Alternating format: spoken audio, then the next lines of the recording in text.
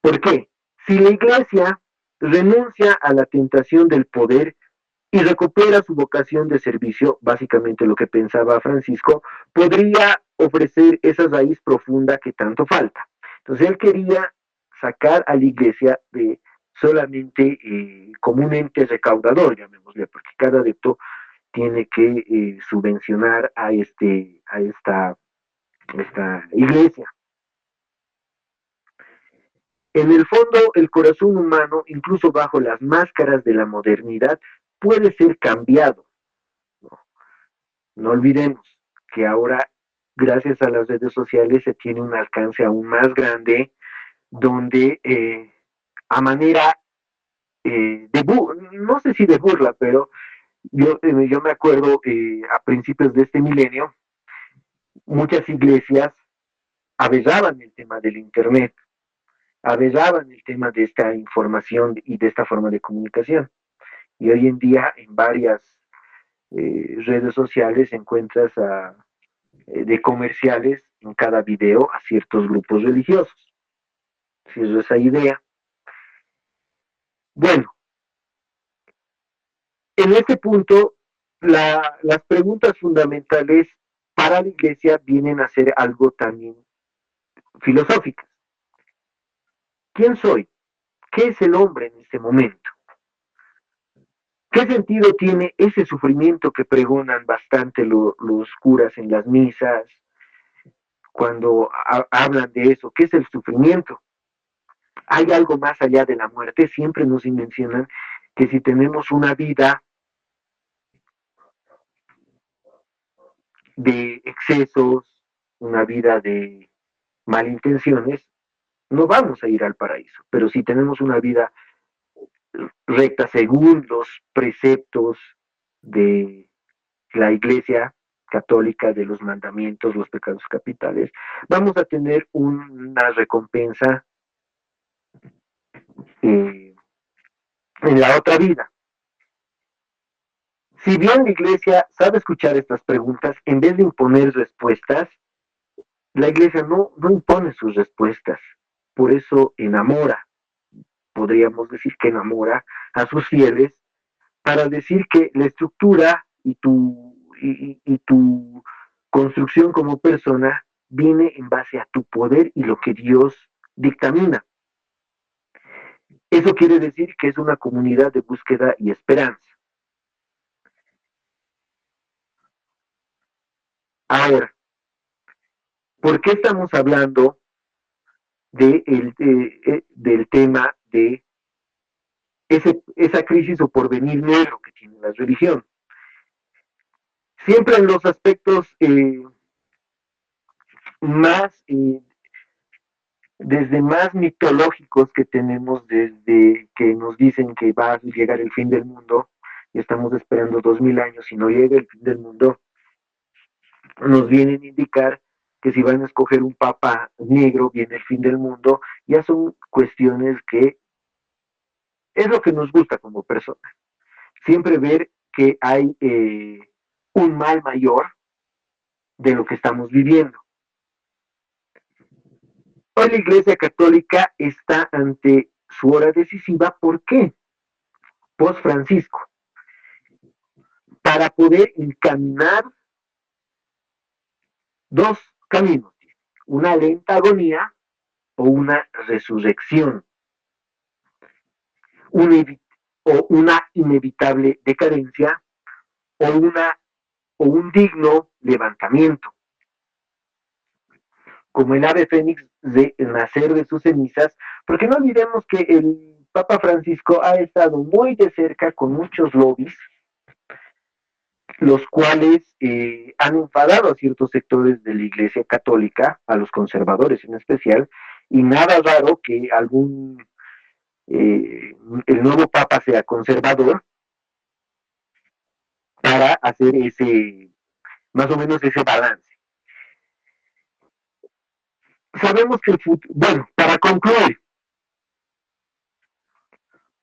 sabemos que el futuro no está escrito. Dependerá en este caso del nuevo giro que tome la Iglesia Católica, tanto para hombres y mujeres que todavía creen en el tema de la religión, creen en el tema de que hay esa belleza, hay ese bien, hay esa pena de seguir buscando en la religión algunas respuestas que no se tienen, algunas incógnitas que no tienen respuestas. Entonces, en este caso, la iglesia parte de algo fundamental. Se tiene que reinventar. Y yo estoy completamente seguro que en este momento no es una época de disolución de la Iglesia Católica.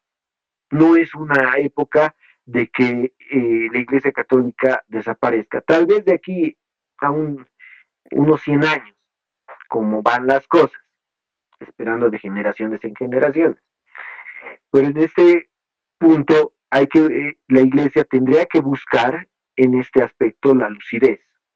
En mi caso no soy tan creyente, pero hay ciertos aspectos de la religión que son importantes, ¿no? Pero para no ahondar y concluir en esta idea, es la Iglesia Católica está en una etapa crucial en su nueva era. Ese dilema actual, ese porvenir negro o un fin o un renacimiento. En este caso, a mi percepción, será un renacimiento. Sabemos que la Iglesia ha sobrevivido a peores crisis. Por eso les decía, si bien la historia no es lineal, pero rima. O sea, vamos a tener algunas similitudes que han pasado anteriormente, pero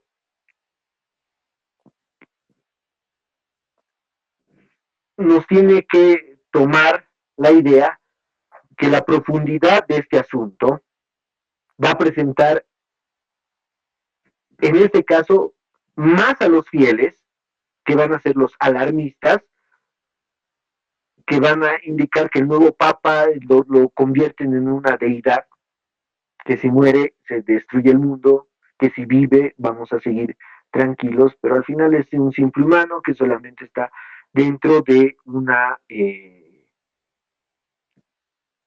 vale el término, una secta religiosa. Para terminar, la espiritualidad y la religión siempre pueden estar juntas o separadas, ¿no? Porque recordemos que nunca vamos a tener 100% de certeza de lo que vaya a pasar. Y en esta encrucijada histórica, nosotros somos actores en los que vamos a ver qué es lo que va a pasar. Ya hemos vivido la muerte de 3 papas, bueno, uno ha renunciado después de, creo, 250 años o 600 años, 250 años, y vamos a tener un nuevo papa y esperemos qué nos dirán los fieles, que es lo fundamental que queremos saber en este aspecto donde la religión aún no ha muerto, pero sí va a tener una transformación. Con esto cerraría la intervención.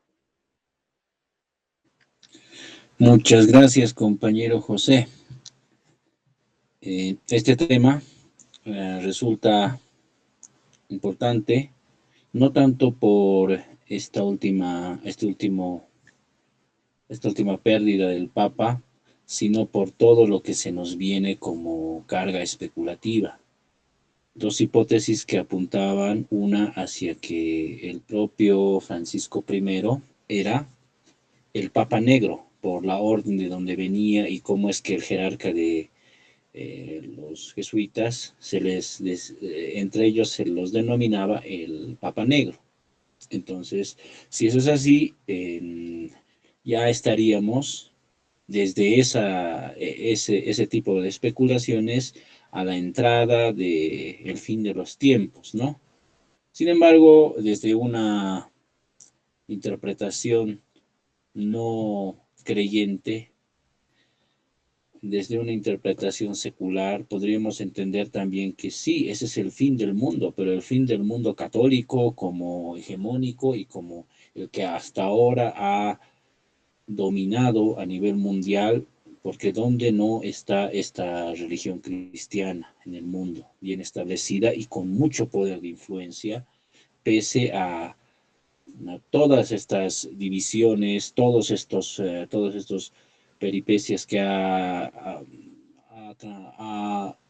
dado y avanzado en casi más de 1000 años, 1500 años de historia?